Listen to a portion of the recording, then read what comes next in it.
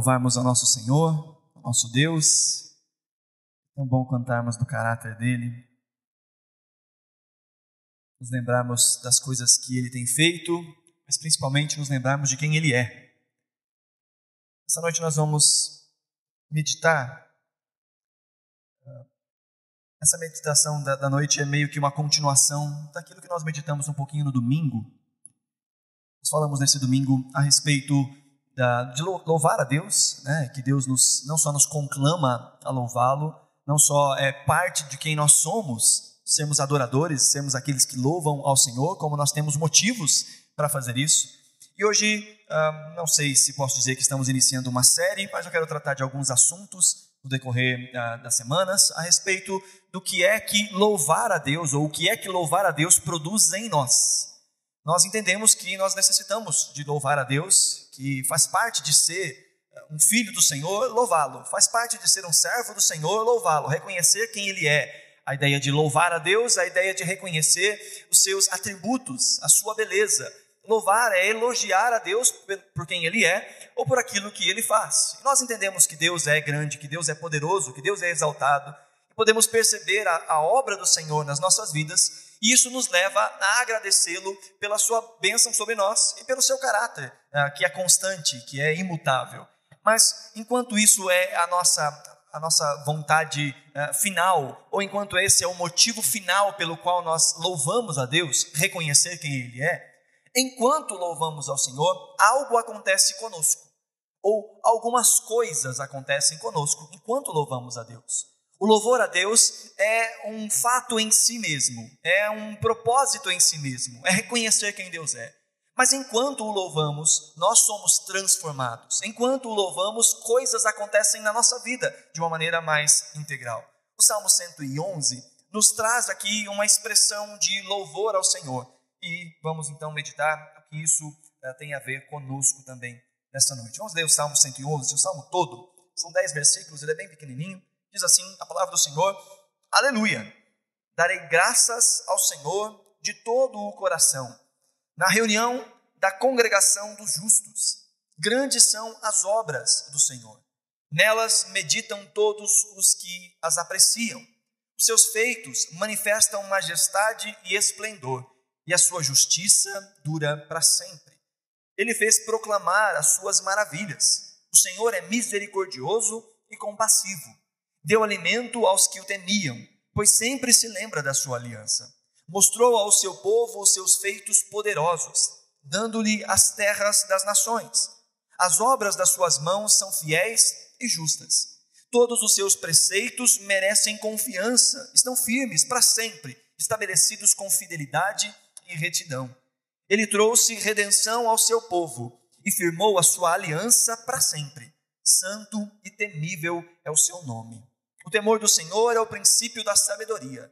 Todos os que cumprem os seus preceitos revelam bom senso. Ele será louvado para sempre. Antes de nós prosseguirmos, vamos orar, pedindo ao Senhor que nos dê direção nessa noite, em nome de Jesus. Te louvamos, ó Pai, pela Tua palavra, e queremos que o Senhor nos instrui em tudo aquilo que está escrito. Que é vontade do Senhor que Te conheçamos, e quanto mais conhecemos ao Senhor, mais nós nos conhecemos. Quanto mais nós contemplamos o caráter e quem é o Senhor, mais nós contemplamos também quem nós somos, e mais nós desejamos ser parecidos com o Senhor. Que nessa noite o Senhor nos dê a capacidade do autoexame, mas também que o Senhor nos dê a capacidade da contemplação dos Teus atributos, dos Teus feitos, Senhor, pois eles são o nosso combustível nessa jornada cristã. Eles são aquilo que ilumina os nossos olhos e que traz a vontade do Senhor sendo manifesta em nós, não só naquilo que nós fazemos, mas também naquilo que nós desejamos fazer. Ajuda-nos, Senhor, a compreender o Teu caráter e o Teu amor, para que também possamos expressar o Teu caráter e o Teu amor com as nossas vidas, em nome de Jesus. Amém. Graças a Deus. Amém?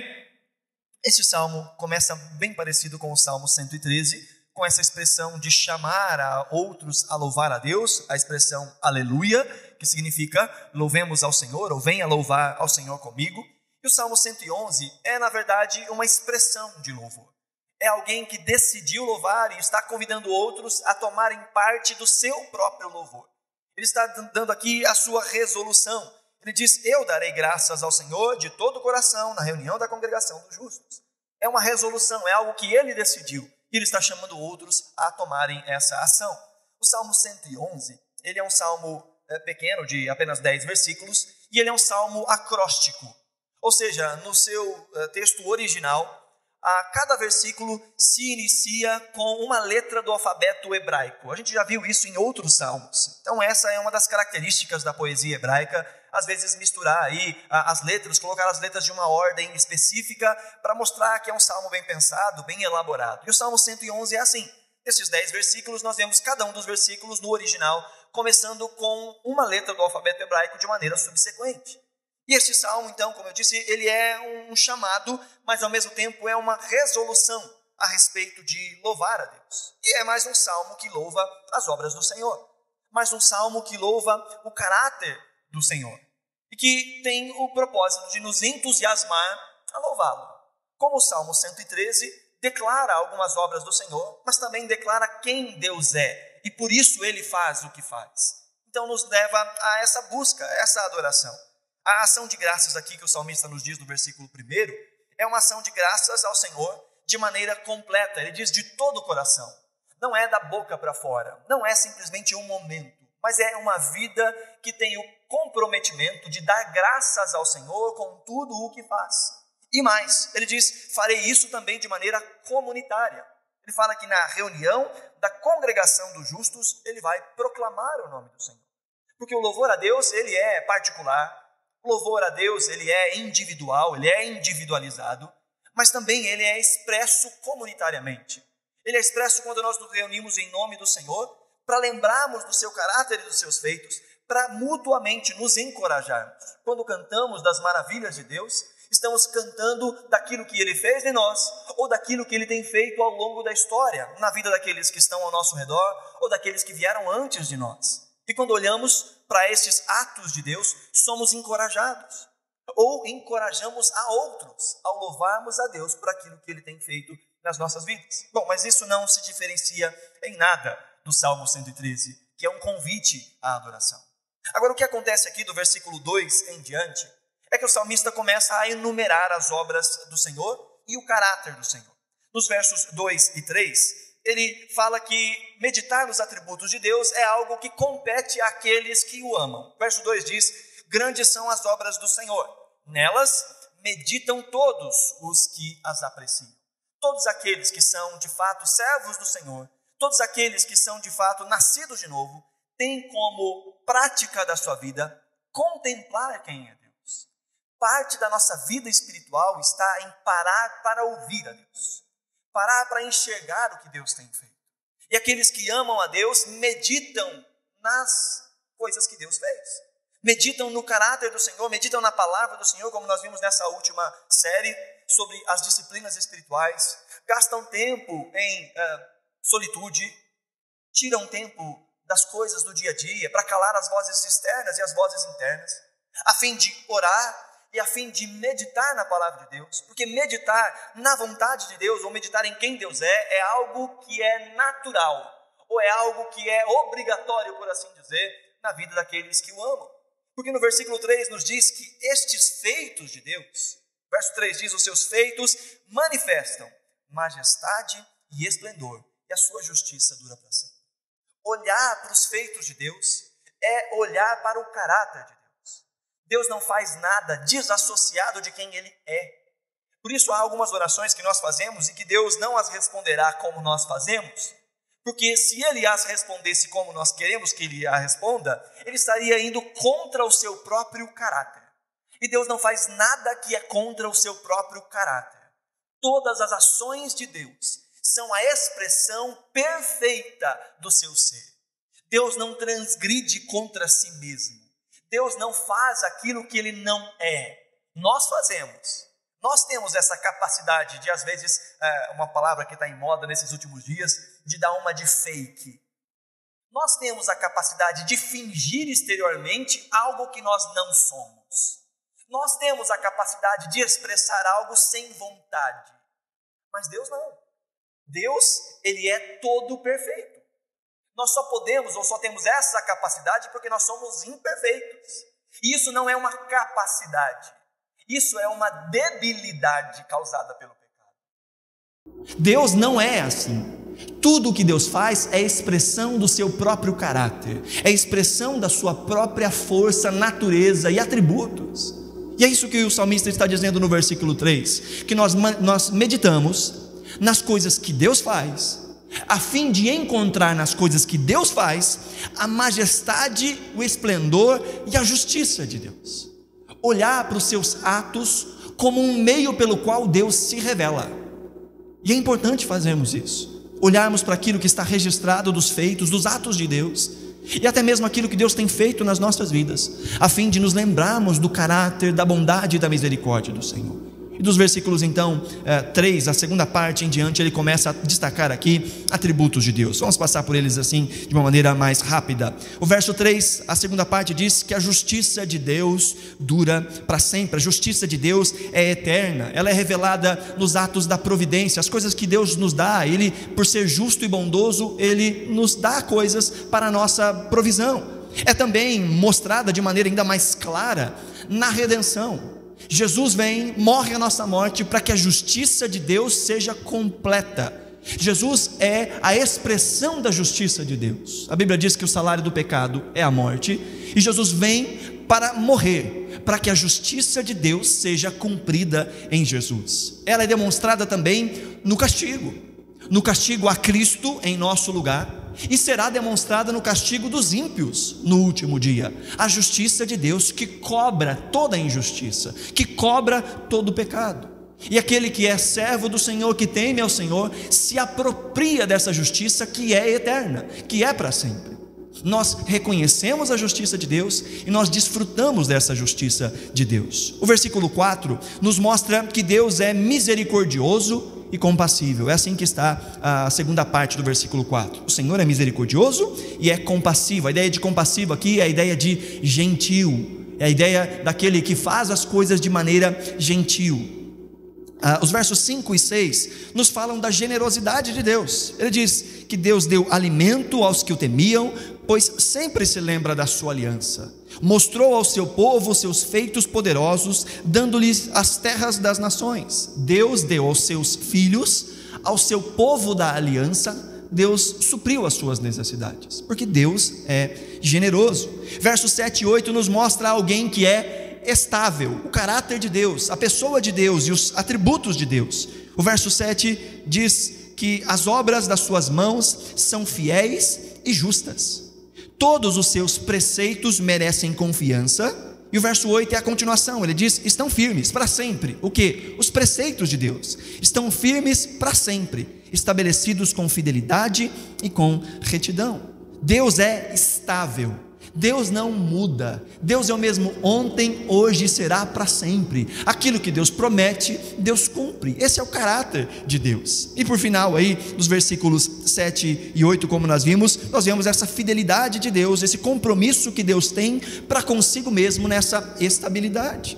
Então, no verso 9, nós vemos aí que Deus tem também compromisso com o seu povo. O verso 9 diz, ele trouxe redenção ao seu povo e firmou a sua aliança para sempre. Santo e temível é o nome do Senhor. Bom, nós estamos vendo aqui muitas características do caráter de Deus. E por que nós estamos fazendo isso?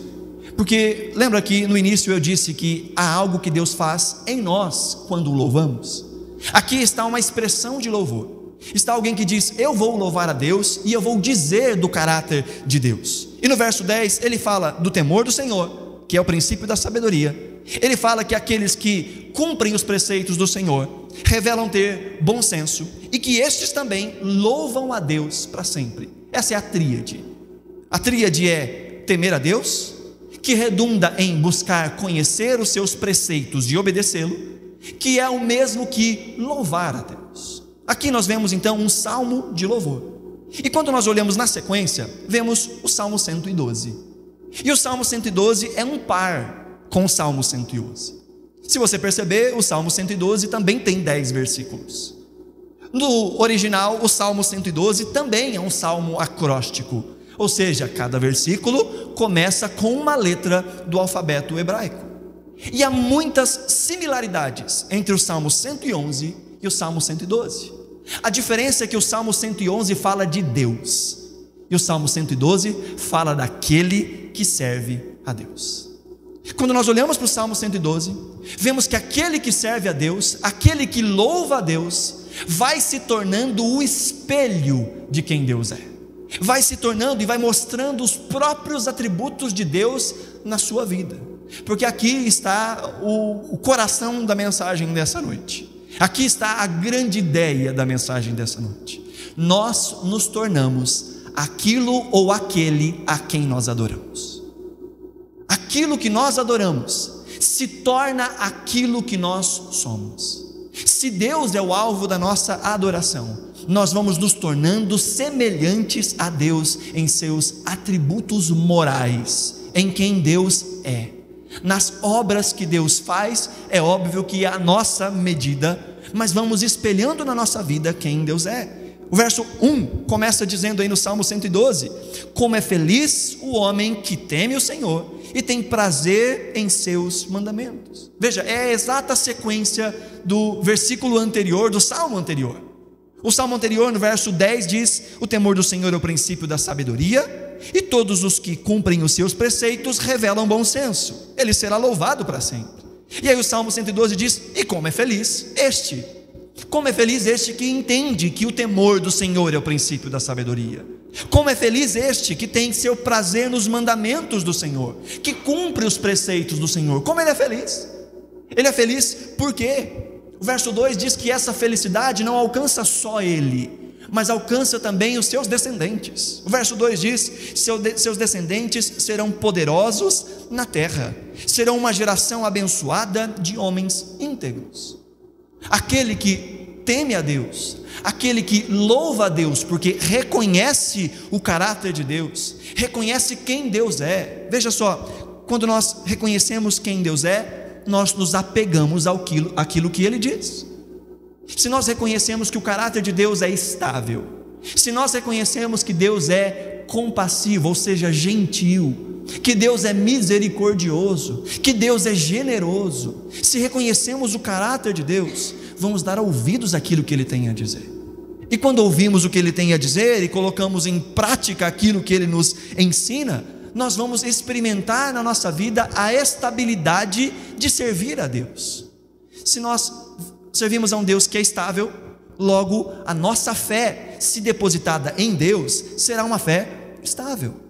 Se nós servimos a um Deus que é generoso, logo como consequência desse contemplar da generosidade de Deus, reconhecer que ela é boa, que ela é agradável, que ela é desejável, logo nós também vamos reproduzir na nossa vida generosidade. O Salmo 112 vai nos mostrar esse espelho. É como que o sol e a lua não tem brilho em si mesmo, ela recebe o brilho do sol. E o Salmo 112 é a lua, enquanto o Salmo 111 é o sol. Deus reflete a sua glória no crente, Deus reflete a sua misericórdia, a sua compaixão e a sua bondade na vida dos seus filhos. Não é à toa que Jesus disse no Sermão do Monte, para que a nossa luz brilhe diante dos olhos dos outros e que eles possam glorificar o nosso Pai que está nos céus. Não é à toa que em muitos momentos as Escrituras nos dizem que nós devemos copiar quem Deus é. Jesus diz: sejam perfeitos como é perfeito o vosso Pai que está nos céus. Pedro diz: sejam santos, porque santo é aquele que os chamou. Nós vemos o Senhor nos chamando na oração do Pai Nosso a perdoar porque fomos perdoados. Nós vemos Pedro no capítulo 2 da sua primeira epístola, dizendo que Jesus sofreu para nos dar o exemplo. Aquele que enquanto sofria não revidava, aquele que enquanto era humilhado não fazia ameaças. Quando olhamos para o exemplo de Cristo e para o caráter de Deus expresso em Cristo, somos chamados a ter este mesmo caráter. Filipenses capítulo 2, o apóstolo Paulo vai dizer que deve haver em nós o mesmo sentimento que houve em Cristo Jesus. Então ele diz que, embora sendo Deus, não teve por usurpação ser igual a Deus. Ele vai falar sobre se humilhar em favor de Deus e em favor de pessoas. Ele diz: o sentimento de vocês deve ser o mesmo. Nós somos chamados a mostrarmos o caráter de Deus nas nossas ações. Mas isso acontece quando nós contemplamos o caráter de Deus, quando nós meditamos no caráter de Deus e quando nós louvamos ao caráter de Deus. Porque o que é louvar? Louvar é reconhecer a bondade de algo e então elogiá-la. É por isso que o salmista diz lá no versículo 1 do Salmo 111 que vai dar graças ao Senhor de todo o coração. É deste louvor que nós estamos falando. Não é do louvor da boca para fora, mas é de um louvor integral que reconhece quem Deus é, que reconhece os atributos de Deus como bons, e porque reconhece os atributos de Deus como bons, exalta aquilo que é perfeito. Contemplar a Deus é contemplar a perfeição, exaltar a Deus é exaltar a perfeição. Assim, desejar a Deus é desejar a perfeição, é desejar o aperfeiçoamento que Deus reflete nas nossas vidas quando nós estamos buscando a Ele. Se nós olharmos aí os paralelos, nós vamos ver que o caráter de Deus vai sendo expresso no caráter do adorador. Por exemplo, o versículo 3 aí do Salmo 112 diz: grande riqueza há em sua casa e a sua justiça dura para sempre. Veja, esse é a mesma expressão que aparece no Salmo anterior, no versículo 3. Diz que os feitos de Deus manifestam majestade e esplendor, e a sua justiça dura para sempre. A justiça de Deus que dura para sempre é imputada àquele que busca conhecer a Deus, e a sua justiça agora dura para sempre. Uma justiça que é primeiro herdada, uma justiça que nos é imputada por Cristo Jesus, mas também uma justiça que é demonstrada nos nossos atos. Agir com justiça para conosco, para com Deus e para com os outros. Por quê? Porque recebemos dessa justiça. O verso 4 aqui do Salmo 112 diz: a luz raia nas trevas para o íntegro, para quem é misericordioso, compassivo e justo. Veja, em todo o tempo aqui, esse íntegro, esse justo, a ideia aqui é deste que teme ao Senhor, a ideia é este que está caminhando nos caminhos do Senhor. E diz o verso 4 que este que é justo, esse que é íntegro, ele também é misericordioso e compassivo. Não é a mesma expressão que aparece no versículo 4 do Salmo anterior, que diz que o Senhor proclama as suas maravilhas, o Senhor é misericordioso e compassivo. Contemplar a misericórdia de Deus, contemplar a gentileza de Deus ao nos tratar, deve nos fazer sermos misericordiosos e gentis para com os outros. Não é isso que Jesus nos ensina na oração do Pai Nosso? A pedirmos que o Senhor perdoe os nossos pecados, na mesma medida que nós perdoamos aqueles que pecam contra nós. O apóstolo Paulo vai dizer na sua carta aos Efésios que nós devemos perdoar como fomos perdoados por Deus em Cristo Jesus. Nós só podemos fazer porque recebemos, e aquele que contempla a misericórdia recebida, estende misericórdia. Aquele que contempla a gentileza de Deus, que não precisava nos salvar. Já parou para pensar nisso? Deus não precisava nos salvar. Se Deus destruísse a todos e enviasse a todos para o inferno, Deus não seria injusto. Ao contrário, Deus permaneceria plenamente justo. Deus não precisaria fazer isso, mas Ele nos salvou porque Ele é misericordioso e gentil, compassivo. E aquele que contempla essas coisas não consegue não exercitar essas coisas. É como aquela parábola em que Jesus conta do devedor que pega aquele que devia muito menos para ele e não estende a misericórdia. Ele acaba de sair da presença do rei, a quem o havia perdoado de algo muito grande, e ele chega e encontra com alguém que tem uma dívida muito menor, e ele diz: eu não consigo te perdoar. Veja, aquele que não consegue reconhecer o tamanho da misericórdia de Deus e da gentileza de Deus, nunca conseguirá expressar misericórdia e gentileza para com os outros.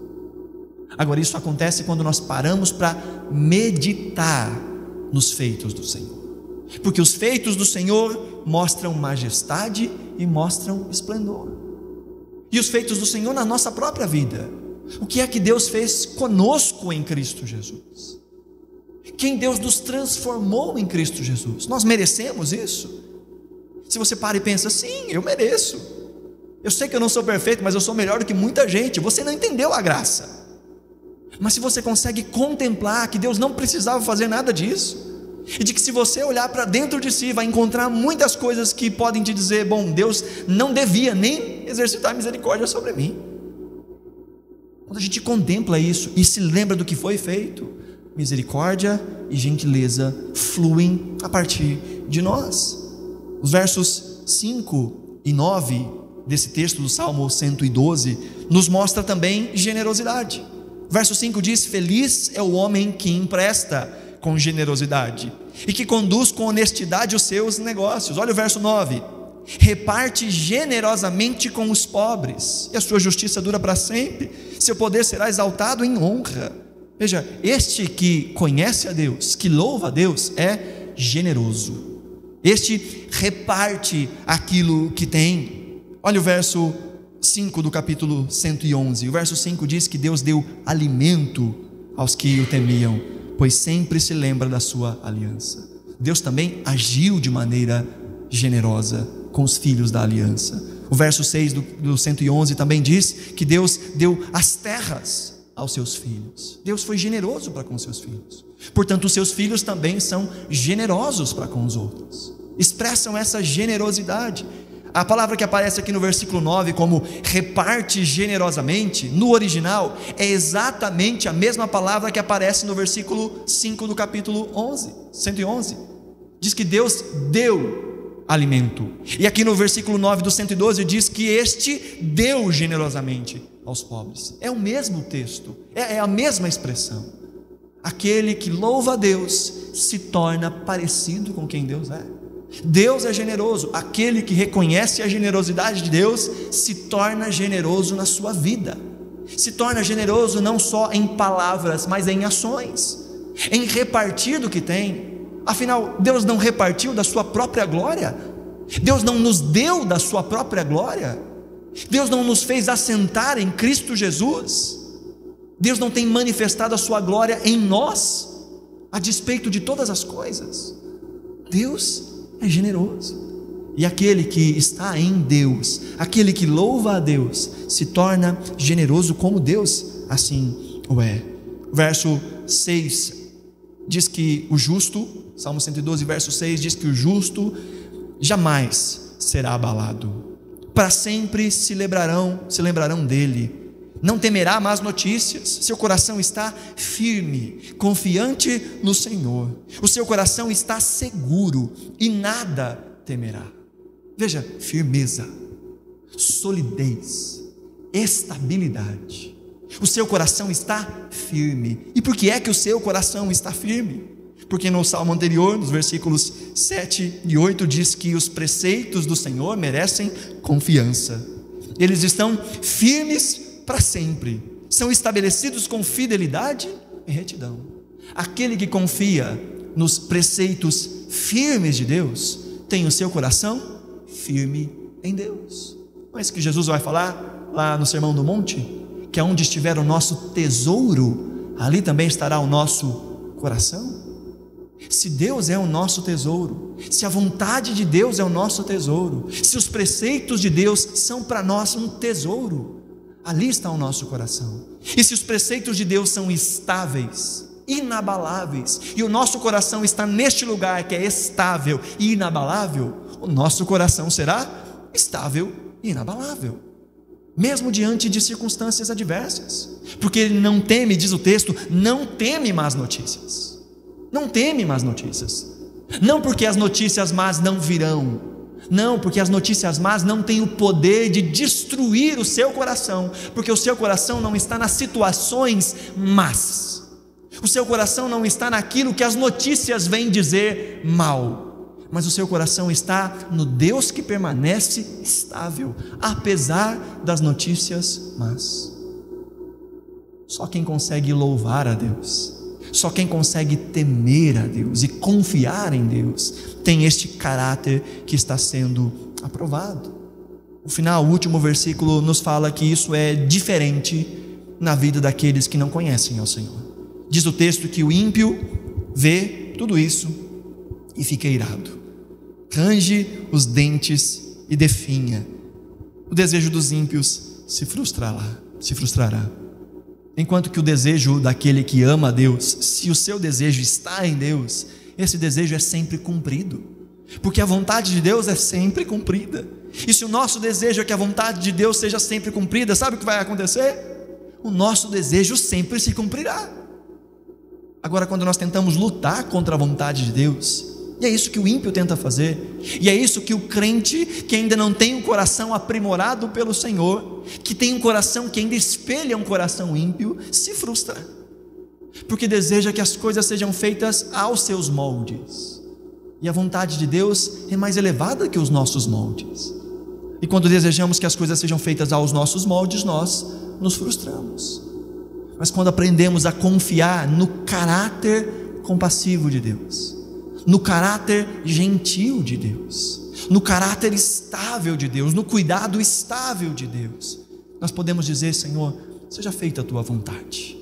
E assim, a nossa vontade, que na verdade é que a vontade de Deus seja feita, sempre se cumprirá, sempre acontecerá.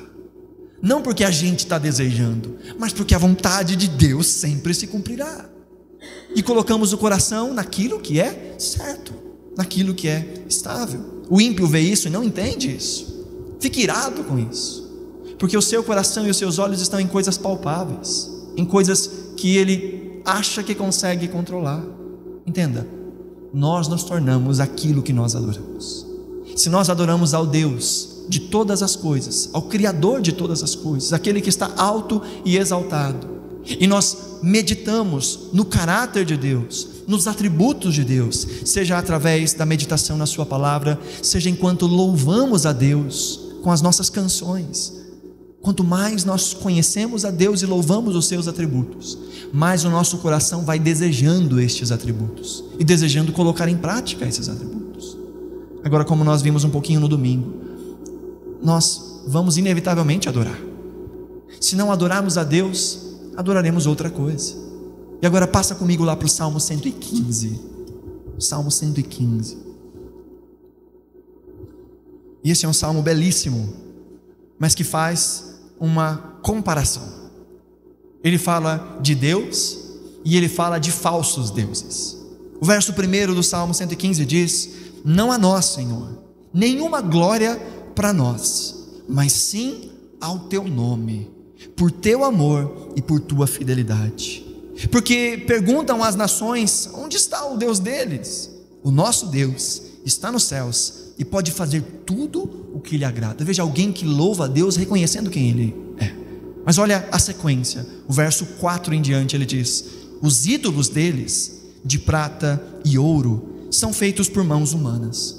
Tem boca, mas não podem falar, olhos, mas não podem ver, tem ouvidos, mas não podem ouvir, nariz, mas não podem sentir cheiro, tem mãos, mas nada podem apalpar, pés, mas não podem andar e não emitem som algum com a sua garganta. Olha o verso 8, presta atenção no verso 8: tornem-se como eles aqueles que os fazem e todos os que neles confiam. Nós nos tornamos o que nós adoramos. Se adoramos a Deus, nos parecemos com Ele. Mas se não adorarmos a Deus, adoraremos alguma outra coisa e nos tornaremos semelhantes a esta outra coisa. E aqui não pensamos em deuses estrangeiros. Pensemos naquilo que mais se adora nos dias de hoje: fama, sucesso, dinheiro, prazer, a força do seu próprio braço, as suas próprias capacidades. Todas essas coisas podem se tornar deuses. E o texto nos diz que estes não podem fazer nada. Estes falsos deuses em quem podemos depositar a nossa confiança são inertes. Não podem falar, não podem ver, não podem apalpar. E aqueles que os adoram se tornam assim. Aquele que adora, por exemplo, ao dinheiro. O dinheiro, embora possa parecer que tem poderes, ele não tem olhos, ele não tem boca, ele não tem mão, ele não pode fazer nada com essas coisas. E mais, aqueles que o adoram se tornam como ele, não conseguem enxergar mais ninguém além de si mesmo. não conseguem ouvir o clamor de outros a não ser os seus próprios clamores, não conseguem estender com a sua boca palavras de bênção, palavras de aconselhamento, não conseguem estender as suas mãos em misericórdia e em doação, porque estão tão fixados naquelas coisas que prendem o seu coração que não conseguem exercitar a misericórdia, não conseguem andar. E todos aqueles que buscam outras coisas que não Deus se tornam egoístas em si mesmos, e até a sua ação externa de generosidade expressa um desejo de gratificação pessoal. Aqueles que não reconhecem que, porque receberam misericórdia, devem exercitar a misericórdia, até podem exercitar a misericórdia, mas dizendo: isso me faz tão bem, isso é algo tão bom. E há pessoas que são viciadas em misericórdia como é viciado em crack, pelo prazer individual que isso dá. E há muitos que vão fazer coisas para serem reconhecidos, porque o seu coração não está no Deus que é dadivoso por excelência, generoso por excelência. Não reconhece que porque recebeu, tem uma dívida para com Deus e uma dívida para com os seus pares. Não que ele vá conseguir pagar aquilo que recebeu, mas ele se entende nesse estado de necessidade de exercitar aquilo que recebeu. Afinal, o que de graça recebemos, de graça somos ordenados a compartilhar. Nós nos tornamos aquilo que nós adoramos. Quanto mais nós louvamos a Deus com consciência, de todo o coração, ou seja, com integridade de quem nós somos, quanto mais nós meditamos nos feitos de Deus, inclusive através dos nossos elogios a quem Ele é, mais nós vamos focando os nossos olhos no caráter de quem Deus é, nos feitos de quem Deus é, e entendendo que nós devemos ser essa exata expressão. Assim como Cristo, enquanto andou por essa terra, foi reconhecido como a exata expressão do Pai, nós, enquanto discípulos do Senhor, devemos exercitar aquilo que Cristo exercitou. O pastor conhecido disse certa vez uma frase que eu carrego comigo para sempre. Ele disse: nós vemos em Cristo quem Deus é e quem o homem deveria ser. Em Cristo nós vemos quem Deus é e quem o homem deveria ser. Quanto mais percebemos quem é Deus, nós vamos reproduzindo no nosso dia a dia quem é Deus. Mas se o nosso coração não estiver apegado em quem Deus é, nós vamos confiar em outras coisas, e essas outras coisas só têm o poder de nos deixar cegos, nos deixar surdos, porque viveremos para essas coisas. Porque no final das contas, servir a outros deuses é na verdade servir a si mesmo. E é possível servir ao Deus bíblico como se ele fosse um ídolo. É possível olhar para o Deus da palavra e tentar transformá-lo na nossa ação com ele como se ele fosse um ídolo, como se ele fosse alguém que simplesmente deve fazer o que nós queremos que ele faça. É para isso que pessoas fazem ídolos para si.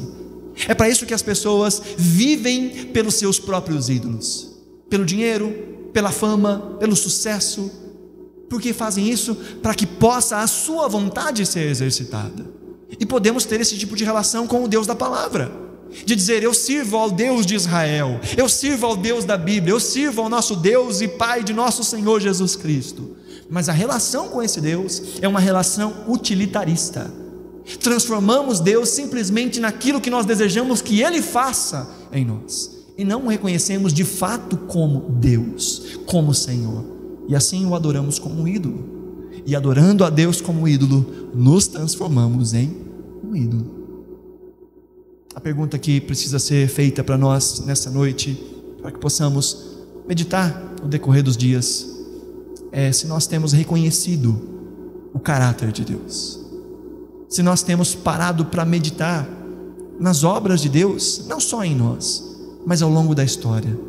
Se nessa meditação nós temos nos deslumbrado com quem Deus é, se ao meditarmos naquilo que Deus fez e quem Deus é, se isso provoca em nós algum tipo de celebração interna, de exaltação de quem Deus é, de um coração que se inclina diante dessa graça e desse caráter de Deus? Se a resposta é não, se ao contemplarmos aquilo que Deus faz, se isso não nos move de maneira alguma, precisamos meditar mais em quem Deus é.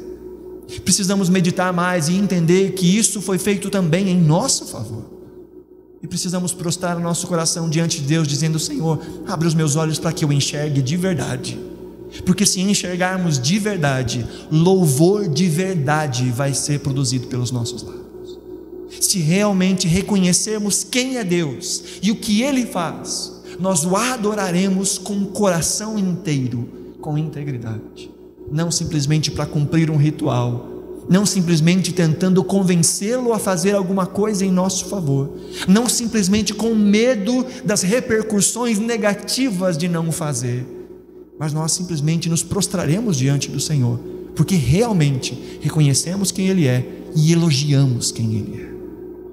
Louvar é reconhecer, louvar é entender a beleza. Entender a beleza nos faz desejar a beleza. Desejar a beleza nos faz andar conforme aquele que nos instrui a viver de maneira bela. Ele nos deu a bússola, Ele nos deu o mapa de como viver de maneira bela.